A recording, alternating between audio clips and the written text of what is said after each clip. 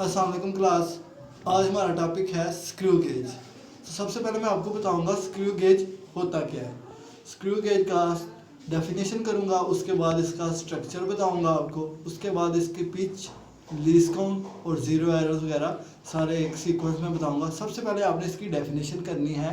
तो डेफिनेशन ये है, a screw gauge is an instrument that is used to measure small length with accurately greater than vernier calliper. यानी कि vernier caliper से ये बड़े अच्छे बेहतर अंदाज में जो है ना रीडिंग स्मॉल लेंथ की लेता है। ठीक है, इसको माइक्रोमीटर या माइक्रोमीटर स्क्रू गेज भी कहते हैं। ठीक है, ये मैं आपको दिखा सकता हूँ कैमरे में। इस शक्ल का ये स्क्रू गेज होता है। ठीक है, यहाँ जो मेरा जो हाथ है, ये जो ब्लैक एरिया आपको नज़र आ रहा है, इससे बोलेंगे रिचेट। ये जो आपको ये सर्कुलर यानी कि सर्कुलर शेप में, गोल शेप में नज़र आ रहा है, इसे बोलेंगे सर्कुलर स्केल।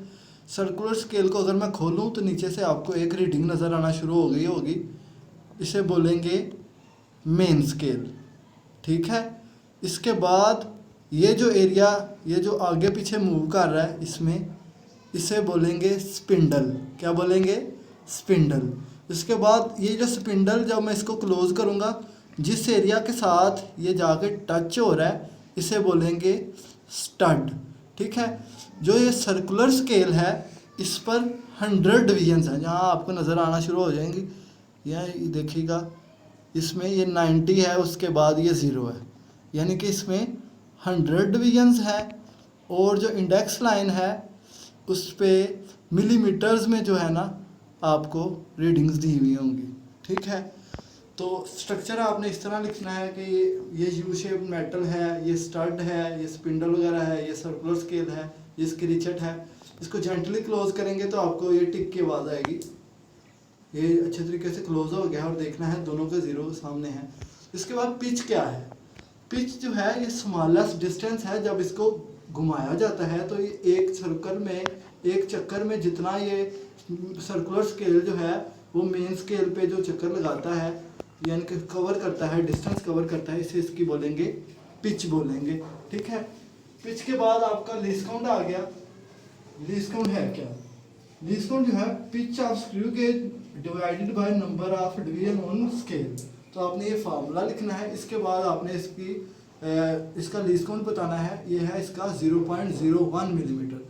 जो आपका पिछला टॉपिक था उसमें हमारा लीस्ट काउंट था 0.1 मिलीमीटर, यानी कि 1 मिलीमीटर का 10वां हिस्सा फाइंड कर सकते। लेकिन अगर आप स्क्रू गेज यूज़ कर रहे हैं तो आप जो है 1 मिलीमीटर का 100वां हिस्सा भी फाइंड कर सकते हैं। ठीक है, इसके बाद है ज़ीरो एरर। तो ज़ीरो एरर की डेफिनेशन आपको पता है, किसी भी पैमाइशी आले में जो भी नुक्स वगैरह हो, कोई भी प्रॉब्लम हो, तो उसे बोलते हैं ज़ीरो एरर। यानी कि something error in a measuring instrument is called zero error. आगे इसके भी वही दो टाइप्स हैं, positive zero error and negative zero error. Positive zero error तब होगा जब सर्कुलर स्केल का ज़ीरो जो है वो मेन स्केल के बिहाइंड रह जाएगा, और जब क्रॉस द लाइन जाएगा तो वो नेगेटिव हो जाएगा। ठीक है, आपने इस टॉपिक को अच्छे तरीके से पढ़ना है। इसका स्ट्रक्चर, इसके पिच की डिफाइन, इसका लीस्ट काउंट, इसके ज़ीरो एरर्स अच्छे तरीके से करना है, और इसकी डायग्राम वगैरह भी ड्रा करनी है असाइनमेंट में।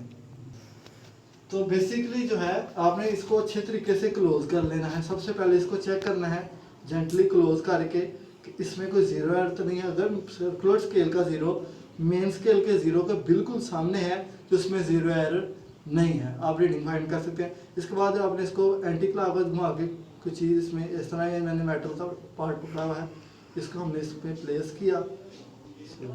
प्लेस करने के बाद मैंने इसको जेंटली क्लोज करना शुरू किया, और तब तक क्लोज करेंगे जब तक ये साउंड ना आ जाए। क्लोज करने के बाद सबसे पहले आपने जो है इसका जो मेन स्केल है उसकी रीडिंग नोट करनी है।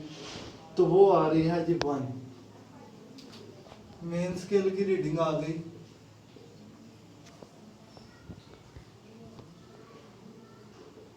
1। उसके बाद हमने सर्कुलर स्केल की रीडिंग देखनी है। तो सर्कुलर स्केल की रीडिंग आ रही है जी 75। सर्कुलर स्केल की रीडिंग आ रही है जी 75। तो सर्कुलर स्केल की जो रीडिंग है उसको मैं इसके लीस्ट काउंट के साथ मल्टीप्लाई करूंगा। इसका लीस्ट काउंट क्या है 0.01 मिलीमीटर, तो उसके साथ मल्टीप्लाई कर दूंगा 75 को 0.01, तो आ गया 0.75, ठीक है 0.75 आ गया। अब आपने मेन स्केल की रीडिंग और जो सर्कुलर स्केल की रीडिंग है इन दोनों को सम कर देना है, इनके ऐड कर देना है। तो 1 प्लस 0.75 तो आ जाएगा 1.75 मिलीमीटर। तो ये जो मैंने मेटल प्लेसिस में किया है उसका जो डायमीटर है या उसकी जो मोटाई है वो कितनी है 1.75 मीटर। जब आप इसको रिपीट करेंगे 1 से 2 मरतबा तो मोर देन एक्यूरेट वैल्यू आ जाएगी इससे, ठीक है। शुक्रिया।